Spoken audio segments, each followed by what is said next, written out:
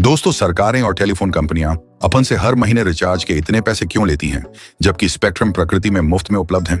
चलो जानते हैं। स्पेक्ट्रम यानी कि रेडियो फ्रीक्वेंसी, जिसका इस्तेमाल सेलफोन नेटवर्क के लिए होता है, वास्तव में प्रकृति में मौजूद है, लेकिन इसे पूरी तरह मुफ्त नहीं कह सकते, क्योंकि यह एक सीमित संसाधन है, जैसे जमीन या पानी।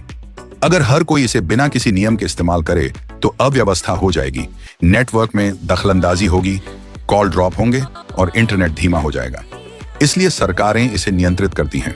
सरकार स्पेक्ट्रम को नीलाम करती है, यानी टेलीकॉम कंपनियों को इसका इस्तेमाल करने का अधिकार बेचती है। ऐसा करने के पीछे दो मुख्य कारण हैं, जिसमें से पहला कारण यह है कि नियम और व्यवस्था को बनाए रखना। दोस्तों, स्पेक्ट्रम को बांटने से यह सुनिश्चित होता है कि अलग अलग कंपनियां अलग अलग फ्रीक्वेंसी बैंड का इस्तेमाल करें, ताकि कोई टकराव ना हो। इससे आपको अच्छी कॉल क्वालिटी और तेज गति का इंटरनेट मिलता है। और इसका दूसरा कारण है आर्थिक लाभ। दोस्तों, स्पेक्ट्रम की नीलामी से सरकार को भारी राजस्व मिलता है।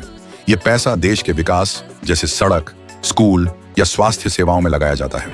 उदाहरण के लिए भारत में 5G स्पेक्ट्रम की नीलामी से सरकार ने अरबों रुपए कमाए।